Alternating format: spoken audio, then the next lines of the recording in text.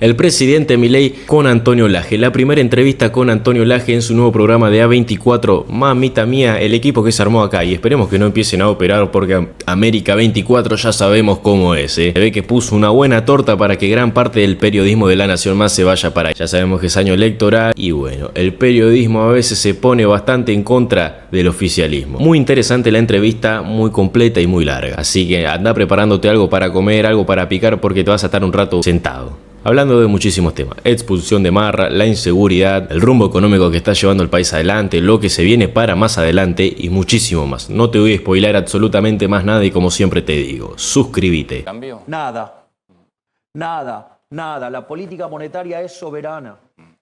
La política fiscal es soberana. Hay que explicarle a la gente que tiene la provincia que es un baño de sangre. En lugar de ponerse los pantalones largos y hacerse cargo, le echa la culpa a la nación. Bueno,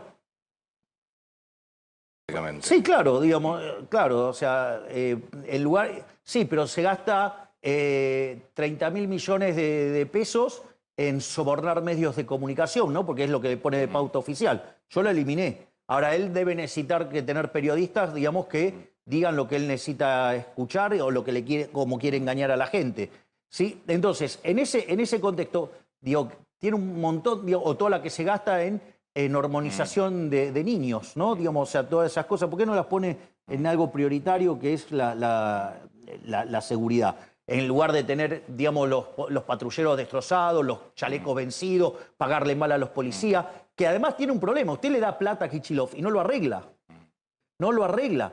Porque como él cree en la doctrina Zaffaroni, él pone al victimario, él pone, digamos, al delincuente en el lugar de la víctima. Digamos, no cree en eso. En cambio, nosotros creemos en la línea Giuliani, el que las hace las paga.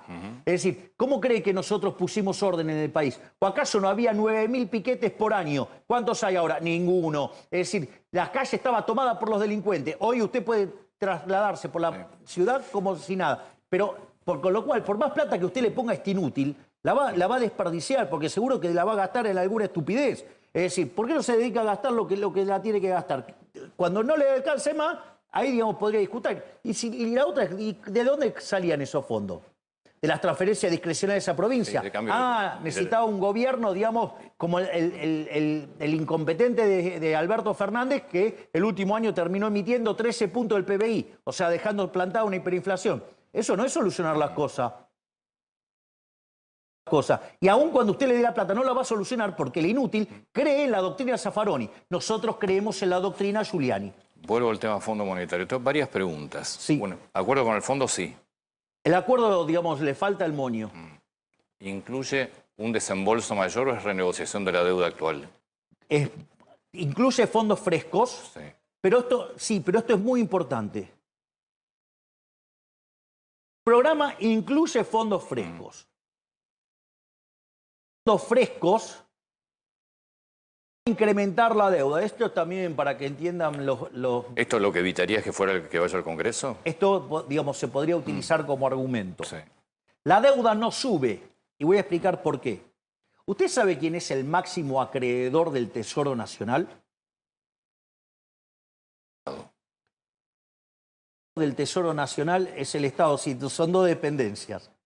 Una es ANSES. Sí. Y la otra, que en realidad que es la que más tiene, la que más deuda tiene del Tesoro, ¿sabe quién es? El banco. El Banco Central. Entonces, el Banco Central, ¿por qué tiene toda esa deuda? Que es el saqueo de los kirchneristas al Banco Central, que le ponían un título y se llevaban la plata, que inventaban utilidades, digamos, utilidades y se las giraban, ¿no? Entonces, y así de esa manera saqueaban el balance del Banco Central. Es más, porque esto es muy importante. Entonces, ¿qué hacían? El activo del Banco Central. Entonces, ¿qué es lo que pasa? Como usted, la base monetaria es un pasivo, entonces para que usted sea solvente, usted necesita licuar esos pasivos. Quiere decir que cuanto más insolvente es el Banco Central, la inflación de largo plazo es más alta. Nosotros desde que llegamos estamos recomponiendo el balance del Banco Central. Les recuerdo que, por ejemplo, tuvimos que limpiar 50.000 millones de dólares de CIRA. No solo eso, hicimos un write-off en el balance del Banco Central por 45.000 millones de dólares. Es decir, la tarea que hemos llevado a cabo en el Banco Central fue ciclopia. Bajamos el déficit fiscal en el Banco Central, que se llama cuasi fiscal, 10 puntos del PBI. O sea, los bancos tuvieron que dejar de ser socios del gobierno en cobrar impuestos inflacionarios, jodiéndole la vida a la gente, a salir a laburar de bancos. Pero, entonces, en ese sentido, el dinero, ¿cómo va a ser?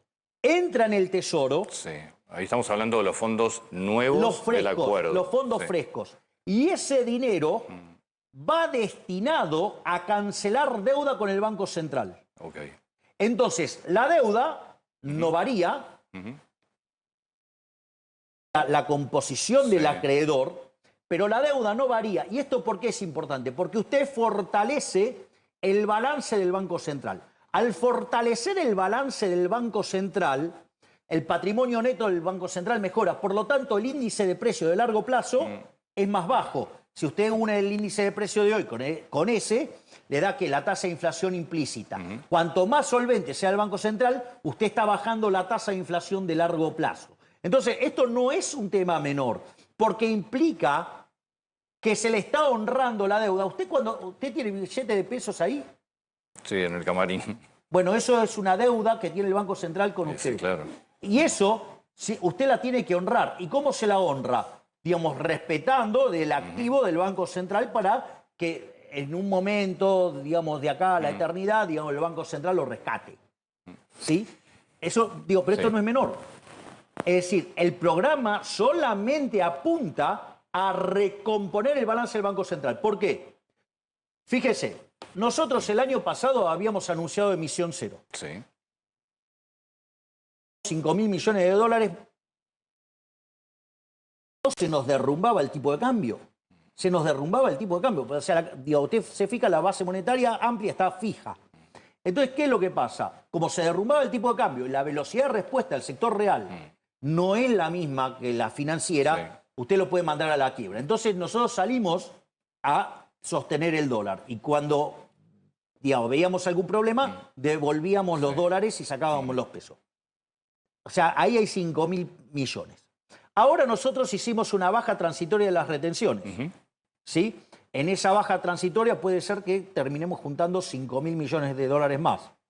No sé, supongamos, ¿cuánto quiere suponer, digamos, entre el fondo?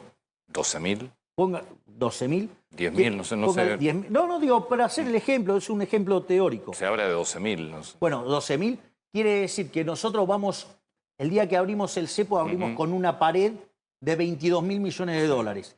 Y además sacando 6% de la base monetaria de circulación mes por el superávit fiscal. Es decir, vamos a meter dólares y vamos a sacar pesos. Venía a hablarme del tipo de cambio, digamos, que tiene que devaluar. Dale.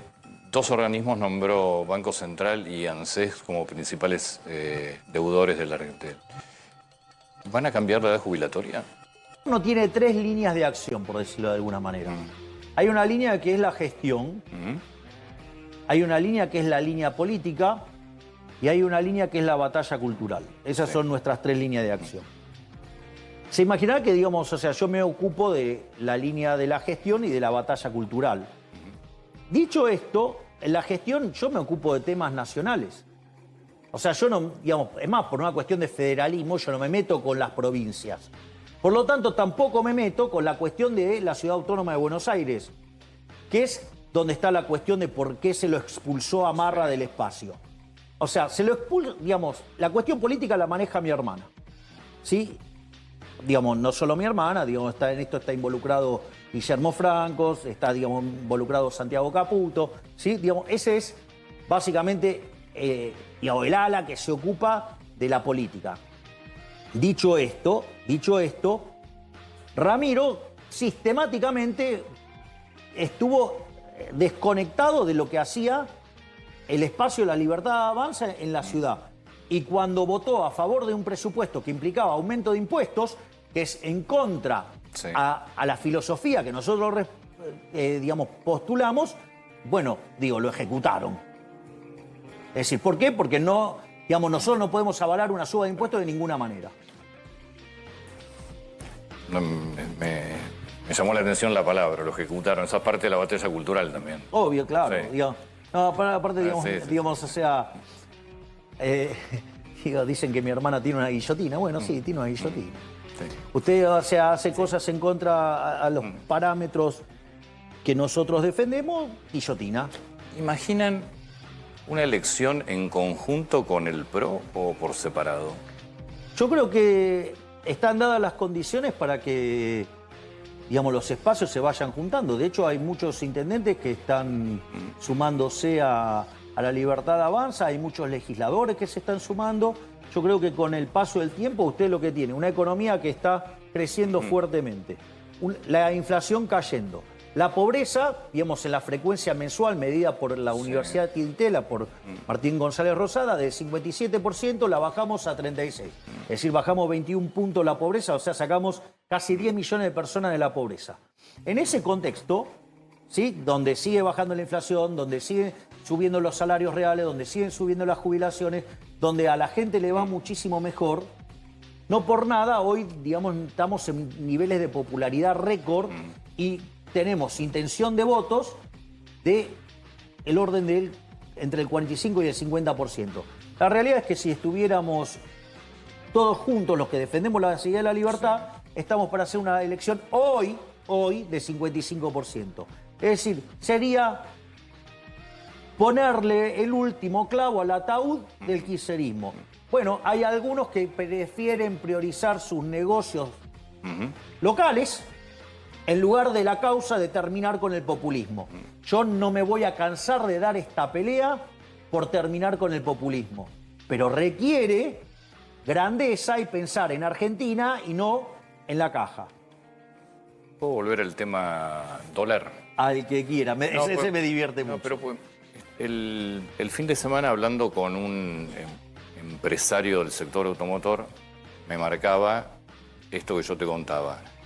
Con este valor de dólar y con las importaciones casi libres que están, lo que me decía, muchos van a terminar cerrando porque no puedes competir. ¿No te preocupa? A ver, Al salir del sector automotriz en general, ¿no? A ver, primero, si pretenden tener los retornos que tenían antes, esta economía cambió. Bien. Es decir, esta no es una economía que generaba dos tipos de protección. Esta economía generaba dos tipos de protección. Un tipo de protección lo generaba directamente por barreras. Claro que sí, sí. Y el otro tipo de protección lo generaba con un tipo de riesgo país estratosférico que hacía no solo que los salarios de los argentinos fueran miserables, sino que además hacía que los pocos que quedaban tuvieran retornos enormes porque había poco capital. Entonces, van a tener que competir, van a tener que bajar los retornos, se van a tener que acostumbrar que Argentina entró en un sendero que va a ser investment grade en X años, no sé cuánto, pero si nosotros seguimos sosteniendo el equilibrio fiscal, la relación deuda-producto es continuamente decreciente. Consecuentemente, usted lo que tiene es que el riesgo país inexorablemente se va a desplomar. Entonces, y ese es, o sea, ¿se quieren adaptar a ese mundo? Se adaptan. Si no se adaptan, van a quebrar. Ahora, ¿qué pasa si quiebra? Vamos a hacerlo más fácil para que... Porque, ¿qué pasa si quiebra? ¿Eso qué significa? Que usted entonces ahora estaría comprando autos más baratos. Bueno, en primer lugar tendría gente en la calle.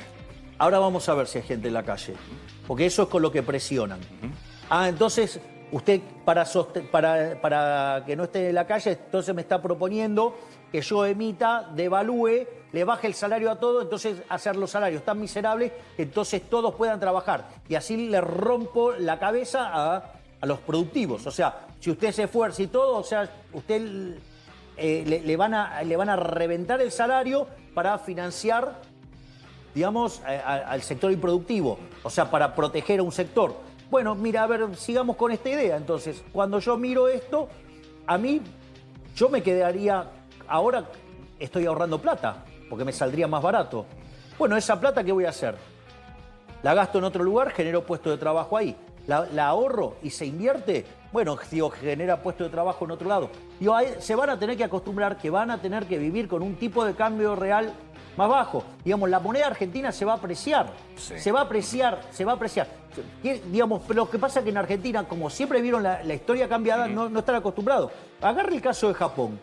Cuando empezó la estabilización, ¿a dónde estaba el tipo de cambio? Estaba en niveles estratosféricos. Usted necesitaba, creo que en un momento eran como 600 o 700 yenes para comprar $1. Hoy necesita 150. Entonces, digo, eso se puede hacer. O sea, y Japón está estancado, básicamente, digo, por las ideas keynesianas, ¿no? Digo, o sea, ahí el chanta de Krugman no va y se retracta de todas las pavadas que propuso y los terminó ahogando. Pero no importa, eso es otra parte. Lo que digo es falso que cuando un sector ineficiente desaparece, usted pierde puesto de trabajo. No, se van a ir a otro lugar donde van a ganar más. Yo le digo, se viene una economía fuerte en servicios. ¿Y sabe cuál es el sector que más empleo genera? Sí, servicios. Servicios. Sí, entonces no va a haber un problema de falta de laburo. Y usted lo que va a tener es, como se lo dije antes, una oleada de dólares que van a venir del petróleo, del gas, del litio, del uranio. Y quiero hacer un punto ahora con el uranio. El cobre, ¿sí? Y todo lo que tenemos en el sector agropecuario. Muy importante, uranio. ¿Por qué menciono el uranio? Porque el uranio es lo que usted necesita para los reactores nucleares. En materia de energía nuclear, estos reactores modulares, que es lo que anunció Damian Reidel, junto a Grossi, a Rafael Grossi, sí. Nosotros estamos 7 años avanzados respecto al resto. ¿Por qué? Porque el resto, digamos, había dejado esta tecnología de lado. Entonces nosotros estamos 7 años avanzados en la capacidad de generar reactores modulares. Esto no solo es importante porque vamos a poder exportar estos reactores. Los que hicieron el negocio vendieron rápidamente, se quedaron con el dinero, lo llevaron afuera, pero salieron del sector. ¿No tenés miedo que pase lo mismo si crecen los servicios, que el sector industrial empieza a caerse? No. No. Digamos, si yo miro la producción industrial durante la convertibilidad, aumentó. Y además, en la convertibilidad sí había trazo cambiario. Porque lo generaba ¿qué? Porque tenías déficit. El déficit fiscal. Claro. Ahora, digamos, o sea, es más, acá la cuenta es, de vuelta, las empresas tienen que trabajar en aumentar su productividad, bajando los costes de operación y mantenimiento. Tienen que entender que están en una Argentina distinta y que las tasas de retorno son más bajas. Y lo que tiene que ver desde el lado fiscal, desde el lado del gobierno, nosotros estamos trabajando en la baja de impuestos para que eso permita pagar mayores salarios, porque cuanto más chico sea el Estado, más recursos se liberan y usted puede pagar mayores salarios. Sí, igual lo que es central, que es la diferencia con la Argentina de las últimas décadas, es el equilibrio fiscal. Exactamente, ahí hay... O sea, ahí ya tenés un argumento, si al tener equilibrio fiscal no podés justificar una devaluación para ajustar los gastos del Estado. Exacto, fíjate que cuando yo hago los casos comparados, digo, todos estos casos, ya sea el caso kirchnerista, el caso cambiemita o el caso de la dictadura, todos tenían déficit fiscal, nosotros no tenemos déficit fiscal. Y esto sí es un cambio. Cuando vos mirás los últimos 123 años, hasta el año pasado, Argentina siempre tuvo déficit fiscal. Porque dice, no, hay 8 periodos que tuvo superávit. No, eso es mentira. Porque los periodos donde tuvo superávit, no estábamos pagando la deuda. Claro. O sea, si estás en default, no estás. Entonces, y nosotros lo hicimos honrando la deuda. Entonces, eso no es un tema menor, que nosotros estamos honrando la deuda. Es más, si miran de vuelta, les gusta tanto los modelos de transable y no transable, cuando vos bajás el gasto público, nosotros hicimos una reducción del orden del 30% real del gasto público en nación. Bueno, ¿el resultado cuál fue? Y la moneda se te va a apreciar. Es decir, porque hace que el precio de los no transables se vuelvan más baratos. Entonces, dados los precios internacionales, a vos te tiene que caer el tipo de cambio. El tema es si los actores económicos de la Argentina entienden que hoy tenés que modificar tu estructura de retornos y de ganancias. Y bueno, pero hay algunos que prefieren sostener esos retornos, no tener que competir a costa del hambre de los argentinos. A mí no me votaron para eso. Esa Argentina generó 57% de pobres. Yo no voy a eso. Yo digo, estoy con esta Argentina de que baja la pobreza sistemáticamente. Ayer el presidente de los Estados Unidos habló sobre aranceles al acero y después al acero mencionó 25%, después le preguntaron si aluminio también y dijo que también. En el gobierno de Macri hubo una decisión parecida y logró la Argentina negociar una excepción. A ver, nosotros, yo voy a hacer mi interpretación de la política de Estados Unidos. Como regla, sugeriría no darle tanta atención a la progresía mediática, que, digamos, o sea, jugaron abiertamente con los demócratas y odian visceralmente a Trump. Digo, más o menos lo que me pasa a mí acá en términos domésticos. Digo, donde el 85% de los periodistas me mienten. Sacando eso... Igual te fue Trump el que lo dijo. Bueno, ahora lo que voy... Digo, por eso voy a esto. Sí, pero después están las interpretaciones. De lo que voy... O sea, Trump no es un proteccionista. Trump utiliza la política comercial como instrumento de geopolítica. Después a usted le puede gustar o no. O sea, a usted le puede gustar o no. Pero utiliza la herramienta, utiliza la política comercial de Estados Unidos como herramienta de negociación. Mire lo que hizo con México, lo que hizo con Canadá, con lo que hizo con Colombia. Y lo hace con China. O sea, no es que... Y esto ya lo había hecho en su gobierno anterior. Entonces, esa parte hay que, digamos, entender qué es lo que piensa Trump. Ese es el primer punto. El segundo punto es, yo le puedo decir lo que estamos haciendo nosotros. Y esto hay dos líneas de acción. Nosotros, o tres si usted quiere. Para mí son dos, pero una es lo que pasa con el Mercosur. A mí me tocó ser el presidente pro tempore ahora. ¿Qué cosas propuse? Una era el tema de la lucha contra el narcotráfico y el terrorismo, y de ir a avanzar en una solución conjunta a esos problemas. Otra cosa que pedí es que puertas adentro empecemos a bajar barreras arancelarias. Además, digamos, propongo bajar el arancel externo común. Y otra cosa que yo estoy proponiendo es que cada país por separado pueda ir y negociar tratados de libre comercio. Donde nosotros estamos trabajando para ir a un tratado de libre comercio con Estados Unidos. Y esa es mi prioridad. Mi prioridad es el tratado de libre comercio con Estados Unidos. Aún por sobre el Mercosur. Absolutamente. Digo, porque el Mercosur no pasó de una unión aduanera mala. Digo, que se convirtió en comercio administrado en favor de empresarios, con el beneplácito de políticos corruptos. Entonces, yo no avalo eso. De decir, acá, digamos, se acabó la joda. O sea, acá va en serio. Entonces, acá se va a competir en serio. Entonces...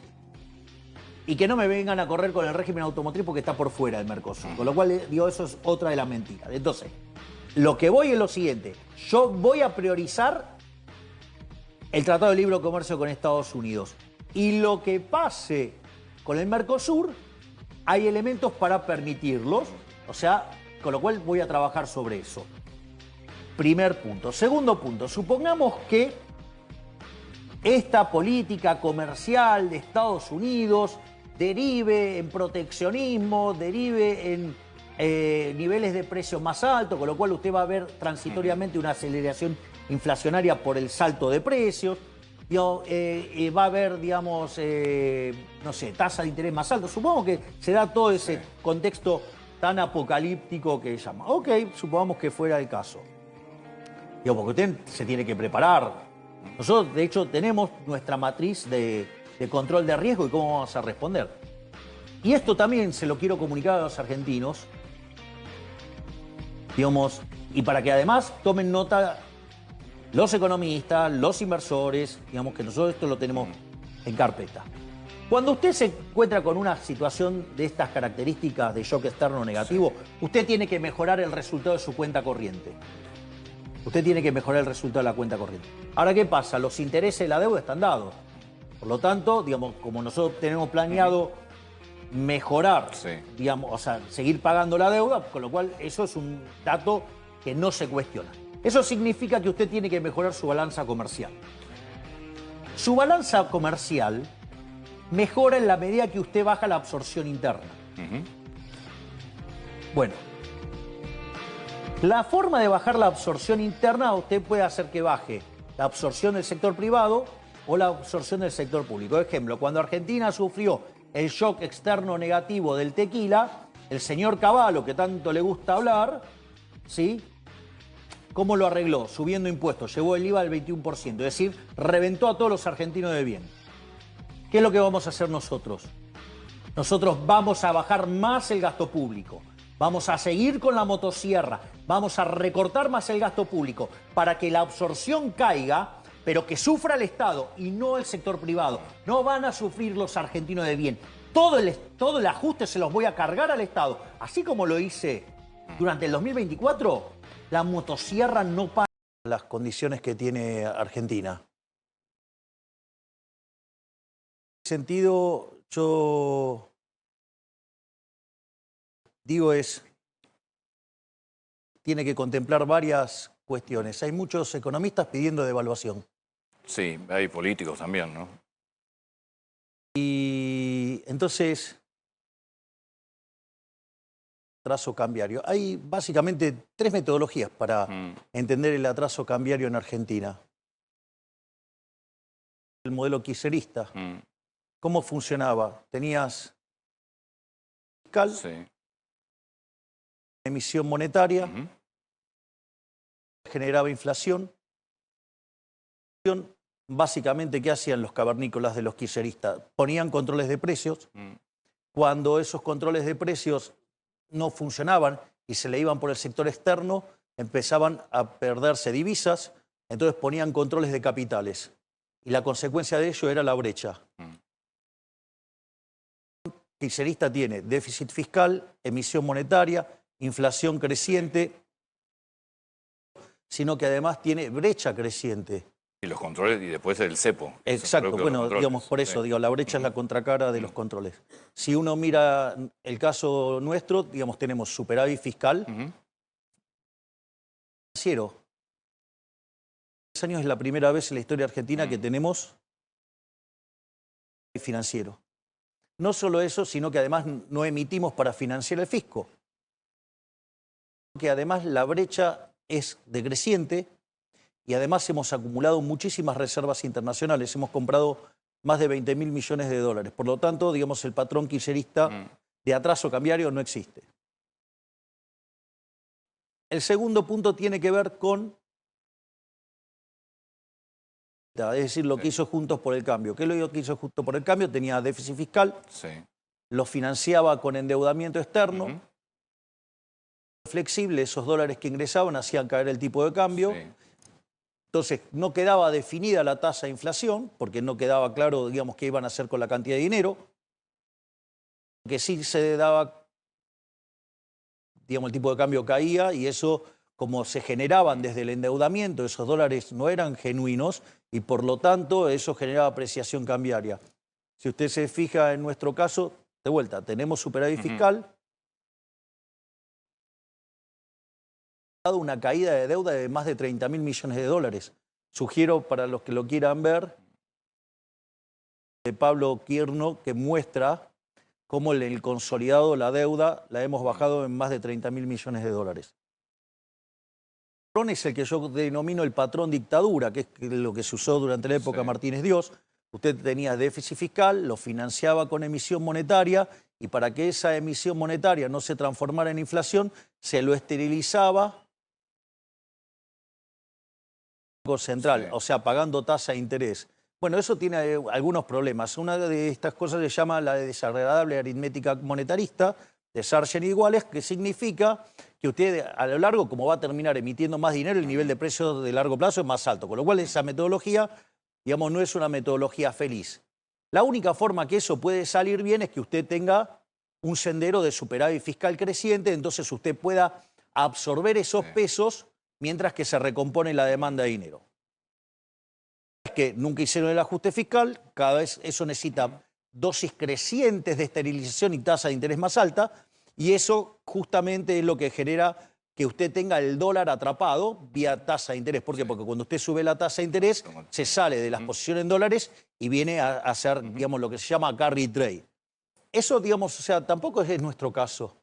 ¿Por qué? Porque no tenemos déficit fiscal, porque nosotros no tenemos que esterilizar dinero, porque no emitimos dinero. Y esto también voy a aclarar digamos, trade, digamos, o sea, porque noto mucha gente, por decirlo de manera educada, que habla del carry trade y no sabe ni siquiera lo que es. O sea, hay gente que no sabe ni sumar carry trade.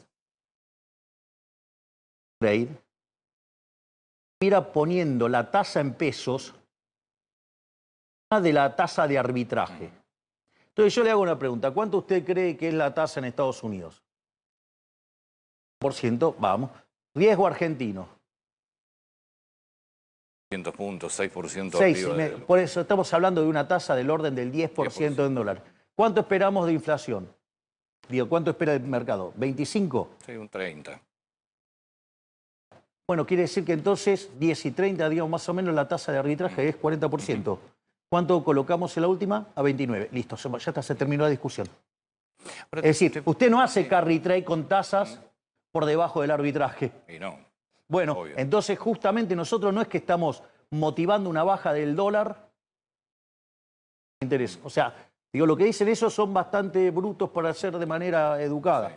Y es más, yo le voy a decir algo porque esto es muy interesante. Porque yo le acabo de describir los patrones de atraso cambiario. Ninguna de esas cosas... Es más, nosotros cuando asumimos la tasa de interés era del 235%. Sí. Hoy es del 29%. Es decir, con lo cual tampoco estamos apostando a esa dinámica. Pero más allá de eso, que es lo que me parece interesante, los economistas no lo tienen contemplado en su marco analítico. Y le digo que esto que voy a decir es fuerte. Sobre la hipótesis de que la inflación es siempre y en todo lugar un fenómeno monetario. Sí. Que se genera por un exceso de oferta de dinero, ya sea o porque usted emite demanda de dinero, o ocurren las dos cosas y eso hace que el poder adquisitivo del peso caiga, y eso significa que todos los precios expresados en unidades monetarias suben, y el dólar es un precio más de la economía. Entonces, básicamente, el nivel del dólar tiene que ver con la escala nominal que usted tiene. Nosotros tenemos la base monetaria fija desde abril del año pasado, primer punto. Pero ahora viene lo interesante, porque una forma de determinar el tipo de cambio se llama, perdón que entre en algunas cuestiones técnicas, pero me parece que son súper significativas, porque cuando internalicemos los números, el dólar digamos, no va a estar caro, va a estar carísimo y va a tener que bajar de precio.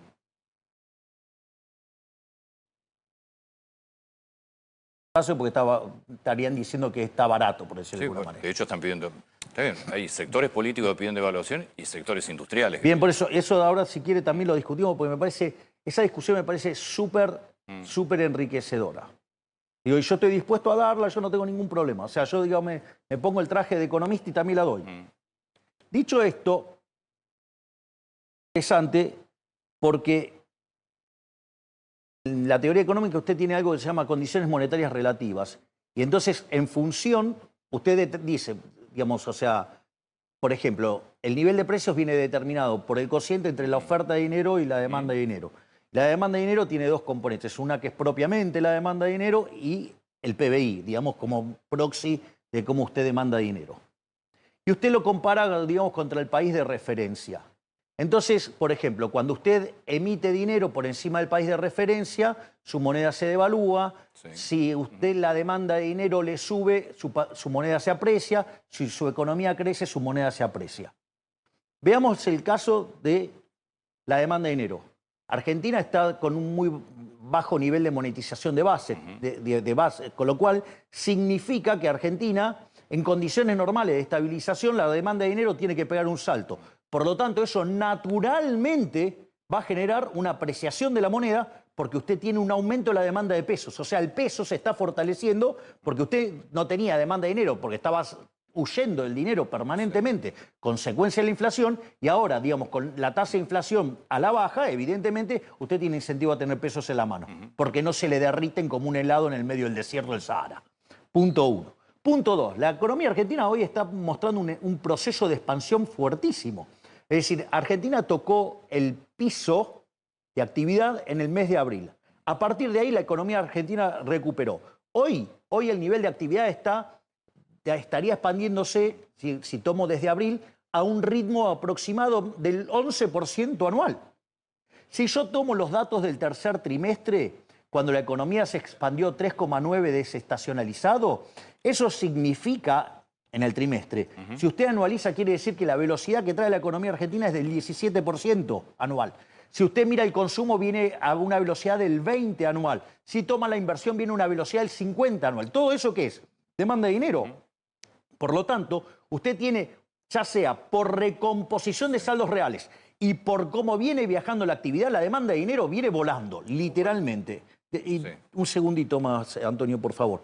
Y después hay otro tema más, con la oferta monetaria. En principio, la oferta monetaria o la base monetaria no crece porque nosotros no expandimos dinero, porque no hay déficit fiscal, porque, digamos, ya se terminó el cuasi fiscal. Entonces la pregunta es, ¿qué pasa con el dinero? Y esta es la parte más interesante. Tenemos superávit fiscal.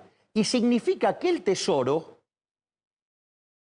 2 billones de pesos, eso es aproximadamente el 6% de la base monetaria. Si usted eso lo toma linealmente en un mes, quiere decir que estaríamos sacando el 72% de la cantidad de dinero. ¿Me quiere decir cómo va a hacer subir el dólar si yo le estoy sacando todos los pesos que anda dando vuelta? Es decir, el dólar se tiene que caer como un piano. Y le voy a decir más, digo, en especial por el impresentable de Cavallo. Ciertamente. Porque mientras que él era ministro de Economía e insultaba a todo el mundo cuando hablaban de devaluación, defendía el tipo de cambio y la convertibilidad, que ¿sabe cuánto es el tipo de cambio de convertibilidad a hoy? 700. 700 pesos. ¿Y sabe cuál es la diferencia? Equilibrio fiscal, y él no tenía equilibrio fiscal. Y le voy a decir algo. No, el equilibrio fiscal de la convertibilidad era con las privatizaciones. Exactamente. Y le voy a decir algo más. Le voy a decir algo más. Porque este programa es muchísimo más exitoso que la convertibilidad. Y le voy a explicar por qué. Porque no tuvimos que tener una hiperinflación para hacerlo previa, porque nosotros la evitamos, no la dejamos correr y reventar a la gente para mostrar un programa exitoso. Recompusimos las tarifas durante todo el proceso, digamos, de estabilización, no antes, para mostrarlo estéticamente mejor. Además, no solo eso, sino que tampoco hicimos expropiaciones. O sea, nosotros no hicimos un plan Bonex.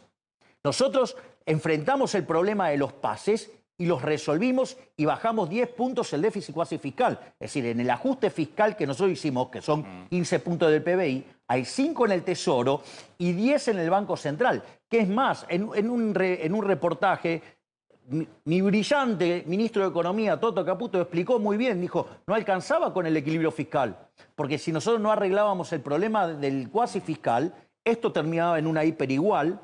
Y no solo eso, no hicimos controles de precios y no controlamos el tipo de cambio. Y cuando usted mira la inflación en dólares, es decir, que usted le limpia el efecto del crawling peg, Argentina tiene deflación. Es decir, el último dato mayorista que fue 0,8 y el crawl estaba al 2%, con lo cual Argentina hace meses que está en deflación. Sí, porque le voy a decir más. Porque muchos de los economistas se quieren hacer los científicos y hablan del tipo de cambio real, o sea, aproximando algo que se llama paridad del poder de compra. ¿Sabe que el Banco Mundial hace una estimación del PBI a PPP, o sea, paridad del poder de compra? Si usted, su PBI a dólares corrientes está por encima del de PPP, quiere decir que usted está caro en dólares, con lo cual usted tiene que devaluar. Y si su PBI corriente está debajo del de PPP, quiere decir que usted está barato. Entonces hay una manera científica de mirar esto. Bueno, el PBI corriente de Argentina, ¿cuánto es? 15.000. PPP, 30.000. ¿Sabe qué quiere decir? Que podríamos hacer un tipo de cambio de 600. Bueno, es decir, si no saliera a comprar el Banco Central de la manera que compra, que en las últimas 2 ruedas compró más de 600 millones de dólares, y que básicamente nuestro problema es cómo hacemos que esos pesos no salgan hacia la economía. Digo que es un gran problema que tiene que enfrentar el presidente del Banco Central. Se derrumbaría. Cuando nosotros metemos a veces lo que nosotros estamos monitoreando los precios, ¿qué es lo que pasa? Devolvemos los dólares para poder esterilizar pesos. Lo que hay que mirar cuál es el efecto neto. Que compro por una ventana y líquido por otro, pero usted lo que tiene que mirar es el neto. No puede ser tan cabeza de termo de